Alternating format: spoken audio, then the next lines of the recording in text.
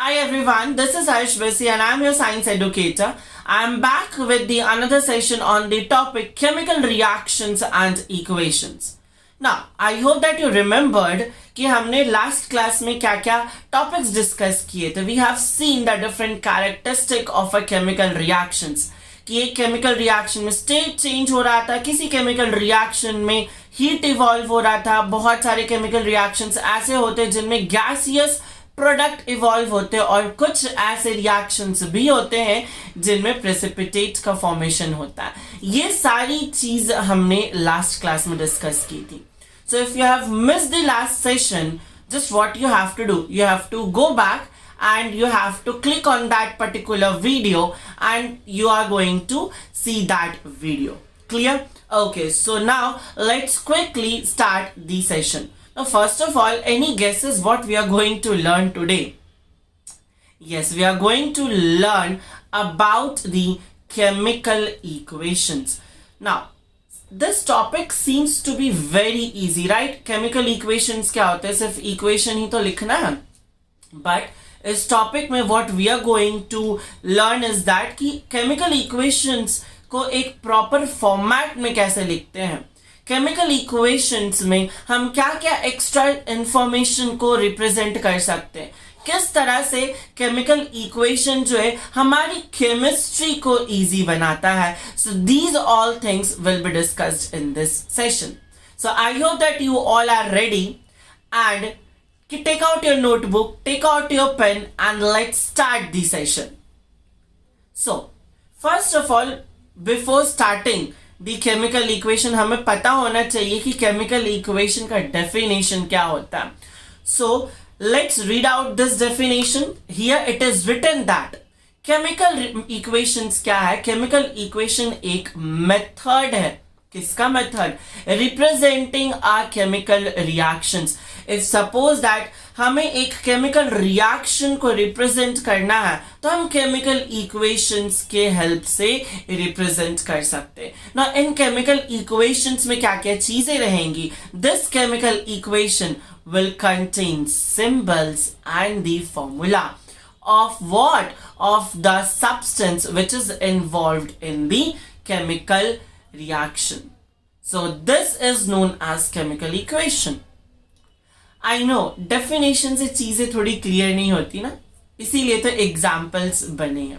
So let's quickly discuss the examples. ये chemical equations, ये जो डेफिनेशन, ये क्या कहना चाह रहा है, अभी हम थोड़ी देर बाद इसको वापस से डिस्कस करेंगे. बट उसके पहले हम एग्जाम्पल्स डिस्कस करते हैं. I'll take a very common example. So everyone knows the importance of water in our life. Yes or no? सोचो पानी नहीं रहेगा, so life is not possible. So let's take that example only. How many of you know the formula for water? Yes, exactly. That's H2O. So let me write here H2O. Have you ever wondered कि ये H2O बना कैसे होगा? Means chemically कैसे बना होगा ये? Anyone? कितने मॉलिक्यूल्स, कौन कौन से एटम्स, कौन कौन से मॉलिक्यूल्स, कितने मॉलिक्यूल्स, कितने एटम्स इन्वॉल्व हुए होंगे इस H2O को बनाने के लिए? यस, वो कैसे पता चलेगा हमें? इस केमिकल इक्वेशंस के through. So can you see that हम लोगों ने केमिकल इक्वेशंस में क्या लिखा? हम लोगों ने केमिकल इक्वेशन में वाटर नहीं लिखा, हम लोगों ने केमिकल इक्वेशन में H2O लिखा. दैट मीन्स मैंने किसका यूज किया? मैंने केमिकल फॉर्मूला का यूज किया वाटर का to represent water in this chemical equation. उसी तरह से मैं क्या करूंगा, मैं और सब्सटेंस को यहां पे रिप्रेजेंट करने वाला हूं, जैसे कि H2. So we all know H2O में H2 होगा ही, साथ ही साथ में यहां पे क्या होगा? Oxygen, that is O2. Can you see this? हमने किस तरह से सिंबल्स के थ्रू, हमने फॉर्मूलाज के थ्रू एक रिएक्शन को रिप्रेजेंट किया. इसी को तो हम बोलेंगे chemical equation. Is this clear to everyone? I hope that. Okay, before going further, let me ask a question to everyone. इसमें रिएक्टेंट्स कौन है, प्रोडक्ट्स कौन है? अगर मैं इस पर्टिकुलर इक्वेशन की बात करूं, yes exactly. So just remember that कि ये वाला जो प्रोडक्ट है दैट मीन्स जो लेफ्ट हैंड साइड है या right hand side. Exactly the right hand side जो आरएचएस में है वो हमेशा क्या होगा, वो हमेशा प्रोडक्ट होगा, राइट. एंड जो एलएचएस में है that is left hand side में है, उसे हम क्या कंसिडर करेंगे, उसे हम यहाँ पे कंसिडर करेंगे that is reactant. Exactly. So let's write here reactant. Now this thing will be more clear. अभी हम रिएक्टेंट और प्रोडक्ट के बारे में थोड़ा सा और डिस्कस करेंगे. I hope that this example is clear to everyone, right? But हमें यहाँ पे ये नहीं पता चल रहा ना कि कितना हाइड्रोजन कितना ऑक्सीजन मिलके H2O बनाया होगा.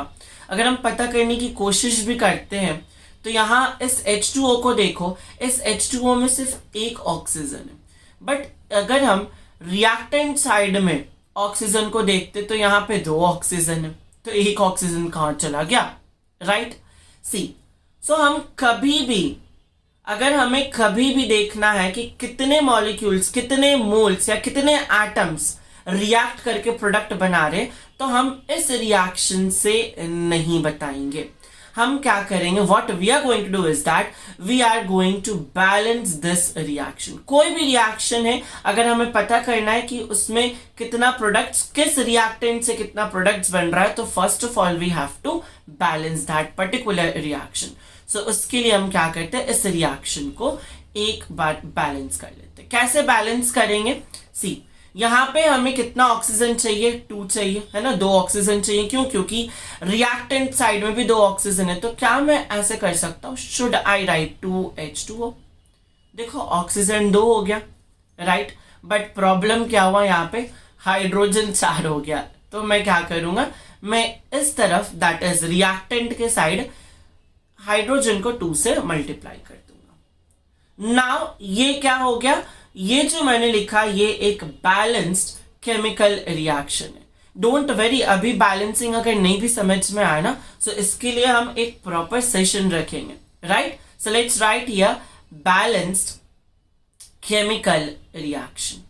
ओके, बैलेंस्ड केमिकल रिएक्शन, ये क्या है हमारा balanced chemical reaction. But wait, इस वाले रिएक्शन को क्या बोलेंगे, ये कोई यूज का नहीं है क्या, इट इज ऑल्सो यूज, हम ये भी यूज करते हैं. बट इसको हम क्या नाम दे देंगे, इसको हम लिख देंगे स्केलेटल इक्वेशन. इसे हम क्या बोलेंगे, this will be known as skeletal equation. Clear to everyone? I hope that you are able to distinguish what is skeletal equation and what is balanced equation, right? Okay. Now, एक और example से समझते हैं हम लोग. So let's move on. We have another example here. यहाँ पे एक एग्जाम्पल लिखा हुआ है that is zinc plus sulfuric acid gives zinc sulfate and hydrogen. Okay, I'm reading it out again. What things have been written here? Zinc है, sulfuric acid है, zinc sulphate है, hydrogen है ना. हमें इस तरह के क्वेश्चंस देख के ना हमें लगता है कि अब क्या होगा, कैसे लिखेंगे हम इसके रिएक्शंस को.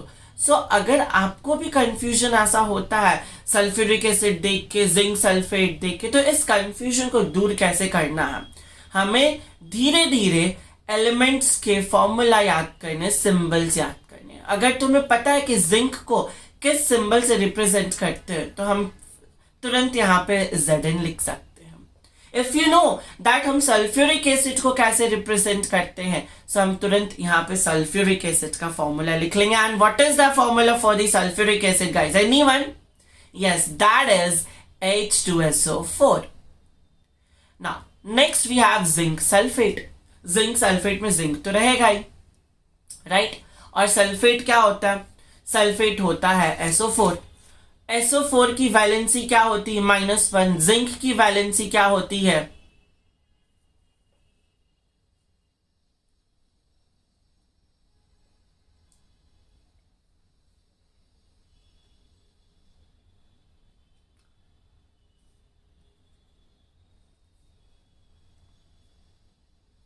ना.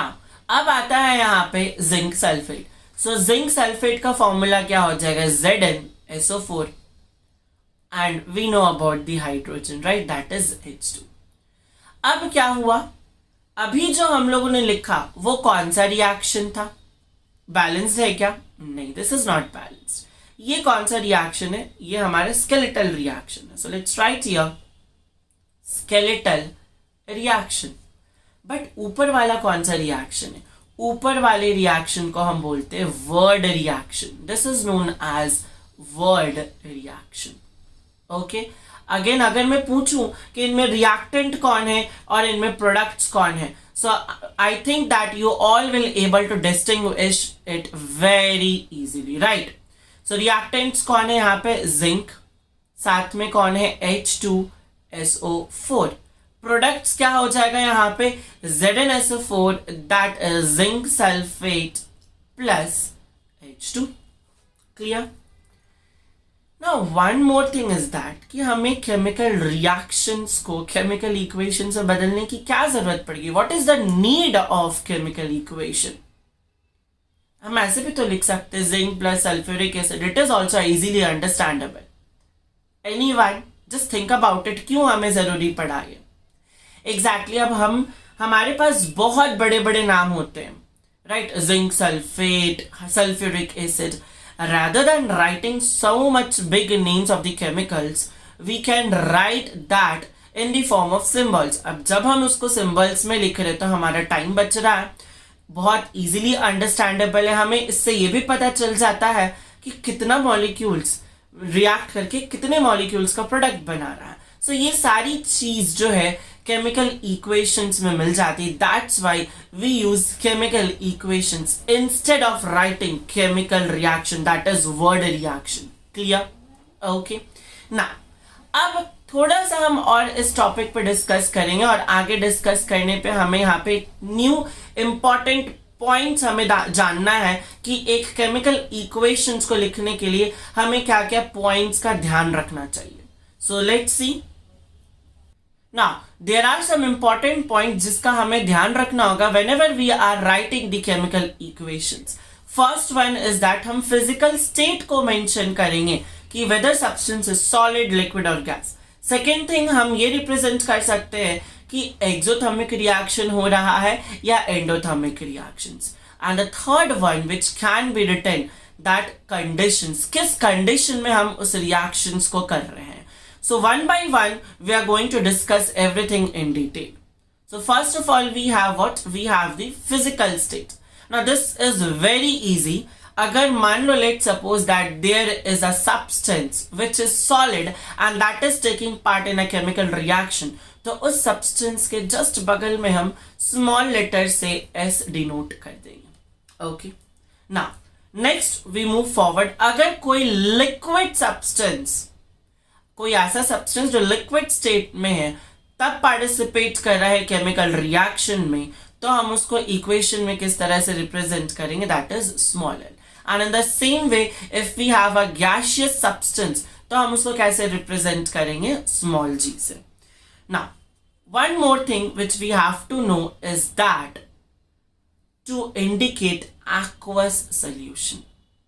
एक्वस सोल्यूशन को इंडिकेट कैसे करेंगे? हम छोटे से ब्रैकेट में ए क्यू लिखेंगे. Now I know that many of you have confusion कि एक्वस सोल्यूशन होता क्या है. So let's see. Just for an example, let's suppose that I have a beaker और अ टेस्ट ट्यूब हियर. ठीक है. Now in this beaker और in this test tube there is a substance, कोई भी substance present है. It's not necessary कि कौन सा सब्सटेंस प्रेजेंट है. लेट्स अस अंडरस्टैंड यहाँ पे कोई भी एक सब्सटेंस प्रेजेंट है. Let's name this substance as A. अभी तक यहाँ इस सब्सटेंस में कुछ भी इम्प्योरिटी नहीं है, प्योर सब्सटेंस प्रेजेंट है. Okay. Now let's suppose this substance is a. But now what I have done, मैंने यहाँ पे इस सब्सटेंस में क्या मिला दिया? पानी मिला दिया. What I have done, I have introduced water in this particular substance. So अब ये क्या हो गया? अब इस substance A का aqueous solution बन गया. Clear? जैसे कि अगर मैं dilute H2SO4 बनाऊं तो मुझे concentrated H2SO4 लेना पड़ेगा, फिर मुझे पानी डालना पड़ेगा, right? सो इस तरह से क्या हो गया, जो H2SO4 था डाइल्यूट वाला, वो बेसिकली एक एक्वस सोल्यूशन है. Clear to everyone? I hope that now it is clear that aqueous solution actually में क्या होता है. Let's move on towards the another thing, but before that एक एग्जाम्पल हम यहाँ पे देख लेते हैं. So let me take an example that is Zn plus H2SO4. Zn plus H2SO4 gives ZnSO4, ZnSO4 plus H2. Again, this reaction we have discussed in the previous video. So if you have missed that, what you have to do? You have to go and watch that video. Chalo. Now let's see. If I talk about the zinc, so zinc इस reaction में solid form में है, तो I will write small s. H2SO4 dilute में है, that means aqueous form में है, so can I right here AQ. ZnSO4 भी क्या है, ZnSO4 भी एक्वस फॉर्म में है, so again let's write here AQ. And hydrogen की बात करूं तो ये गैसियस फॉर्म में है, so we can write here small g.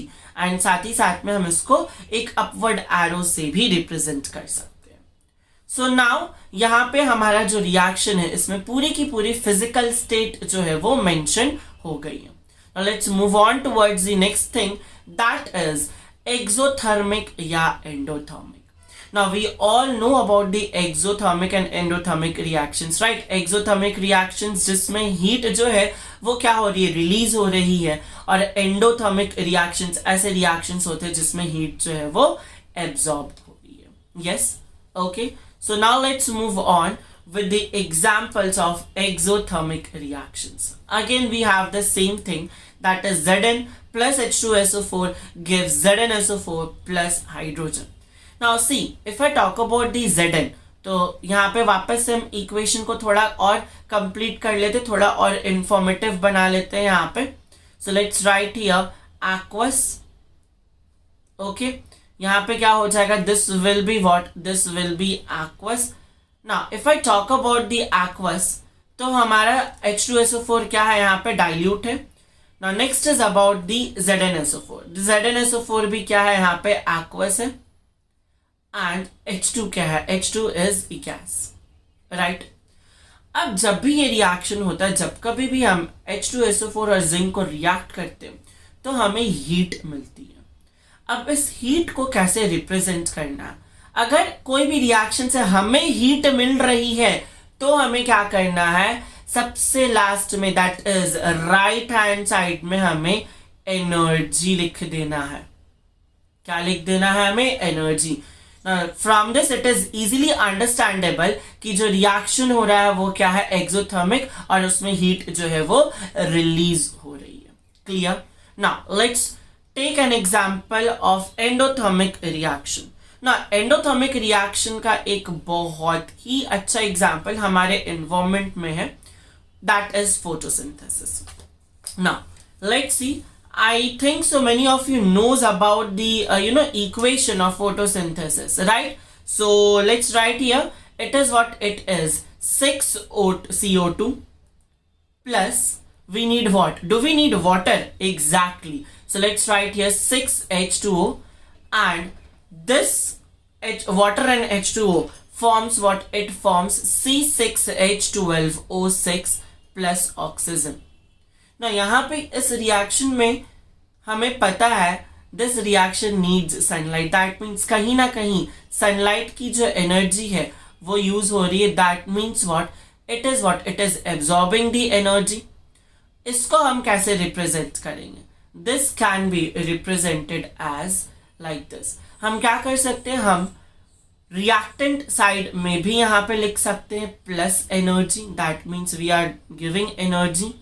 और what we can do is that हम इस एरो के ऊपर लिख सकते हैं यहाँ पे सनलाइट और एनर्जी. क्लियर?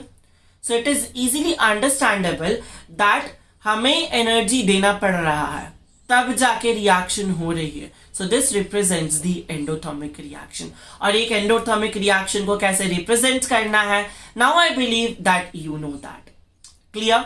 सो अब कभी भी अगर आप कहीं पे एक्सोथर्मिक रिएक्शंस और एंडोथर्मिक रिएक्शंस देखते तो आपको कैसे पता करना, अगर हीट कहाँ लिखा हो राइट हैंड साइड में दैट मीन्स एक्सोथर्मिक, अगर हीट लेफ्ट हैंड साइड लिखा हो या एनर्जी लेफ्ट हैंड साइड लिखा हो तो एंडोथर्मिक, और नहीं तो इस एरो के ऊपर भी यहाँ पे हीट का सिंबल बना हो सकता है या सनलाइट लिखा हो सकता है.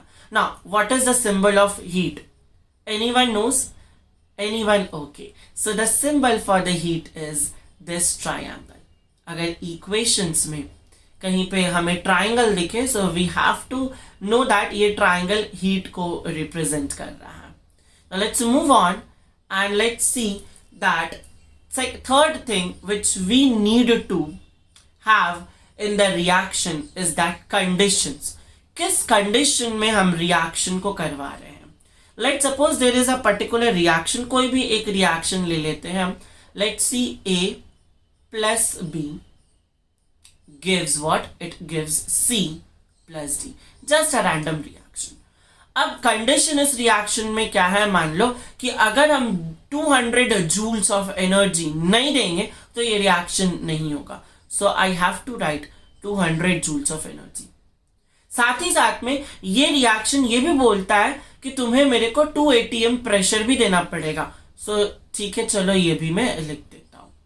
सो ये सारी चीज हमें लिखनी पड़ेगी एक रिएक्शन में. Clear? So what we have discussed, हमने देखा कि कोई भी रिएक्शन में हमें स्टेट लिखना है उसका, राइट? हमें ये भी बताना है कि एक्सोथर्मिक है एंडोथर्मिक है. And the third thing is that हम उस रिएक्शंस में उसके कंडीशंस भी मेंशन कर सकते हैं. ये सारे पॉइंट्स हमारे एक रिएक्शन को इंफॉर्मेटिव बनाते हैं, कंप्लीट बनाते हैं. So I hope that now you are able to understand कि एक केमिकल रिएक्शंस को किस तरह से रिप्रेजेंट करना चाहिए.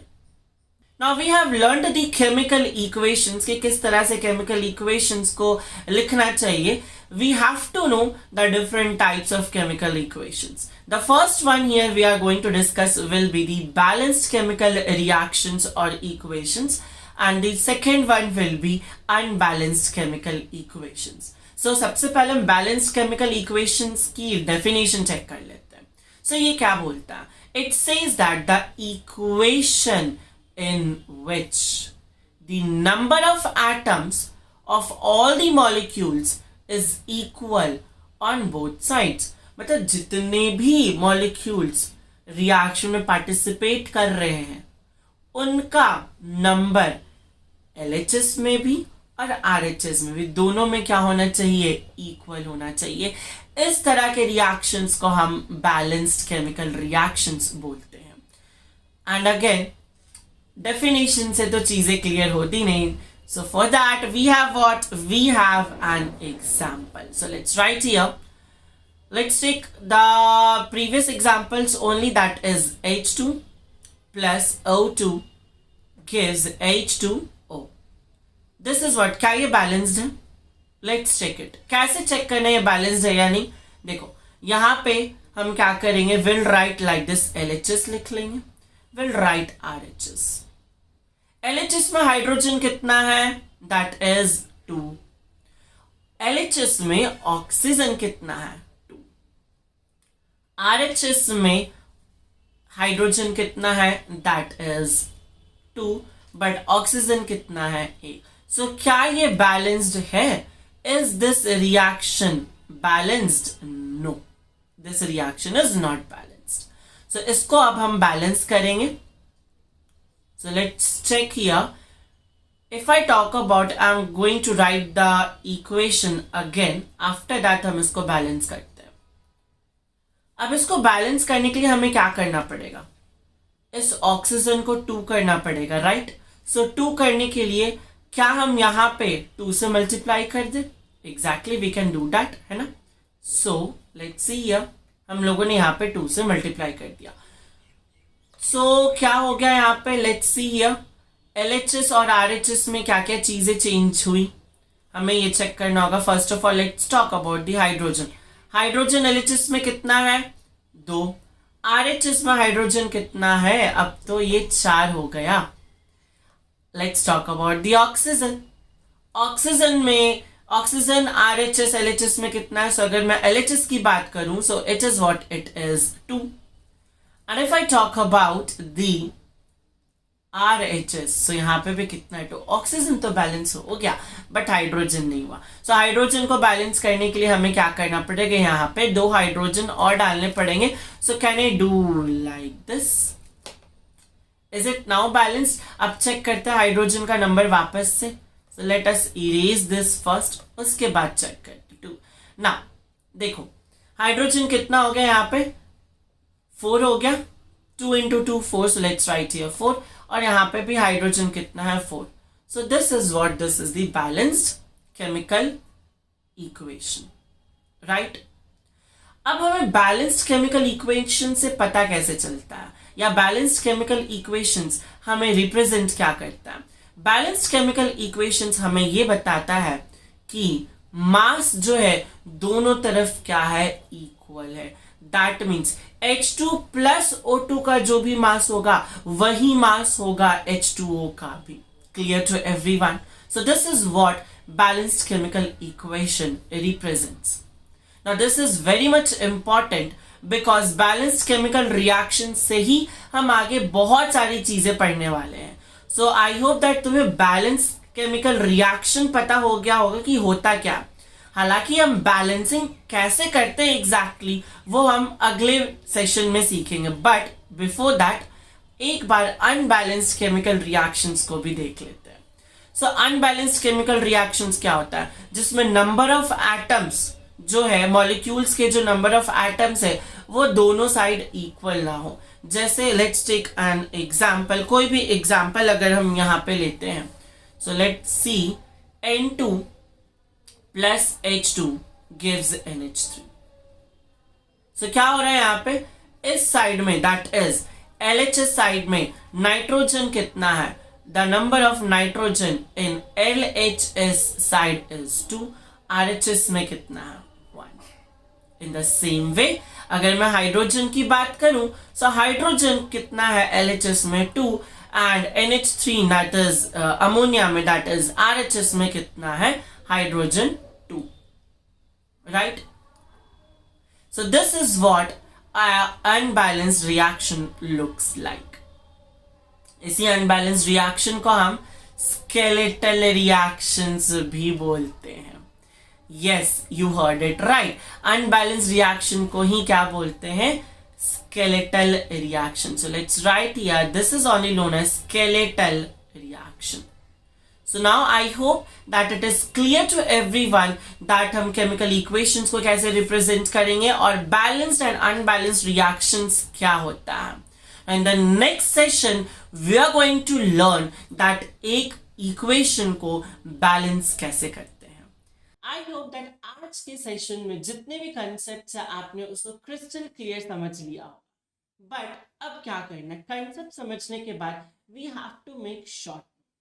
अभी जो शॉर्ट नोट्स है वो काफी हेल्प करता है हमारे एग्जाम टाइम पे. शॉर्ट नोट्स बनाने के बाद we should practice lots and lots of questions. ना यहाँ पे क्वेश्चंस का क्वांटिटी मैटर नहीं करता, क्वेश्चंस की क्वालिटी मैटर करता है. And finally we don't have to neglect the practical based questions. Right? Chemistry is all about the practical, chemistry में बहुत सारे रिएक्शंस होते हैं, तो प्रैक्टिकल बेस्ड क्वेश्चंस एग्जाम्स में बहुत आते हैं. So now if I talk about ये सारी चीज आप लोगों को करनी है तो बहुत टाइम लग जाएगा हर एक चैप्टर्स के लिए, बिकॉज आई कंप्लीटली अंडरस्टैंड हमारे पास बहुत सारे subject. So to make this easy for you what I have brought is that 3 best books for the chemistry. Yes, you heard it right. सबसे पहले अगर मैं इस बुक के बारे में बात करूं, so this book contains the summary with tips and tricks so that कि आप सारे चैप्टर्स को एक कंसाइज मैनर में फटाफट से रिवाइज कर सको. इसमें बहुत सारे टिप्स मिलेंगे, बहुत सारे ट्रिक्स मिलेंगे. Now next we have what? We have another book. Obviously short notes बन गया, रिविजन हो गया, अब क्वेश्चंस प्रैक्टिस करने हैं. यहाँ पे 400 क्वेश्चंस इन टोटल है एंड ये 400 क्वेश्चंस ऐसे क्वेश्चंस है जिनकी प्रोबेबिलिटी बहुत होती है वर्ड्स में आने की. So rather than doing multiple questions, बहुत सारे questions करने से अच्छा है कि हम कुछ quality based questions करें which you are going to get in this book. And last one, we have a solution for practical based questions. This book contains 50 plus practice questions and साथ ही साथ में एक tabular form में सारे compounds के common names, colors, वो सारी चीज दे रखी है. ना अगर आप ये तीनों बुक्स को दैट इज शॉर्ट नोट्स पढ़ लिए, यू हैव सॉल्व 400 क्वेश्चंस और प्रैक्टिकल के क्वेश्चंस भी करके गए, so I can promise you that you can score 100% in your board exams.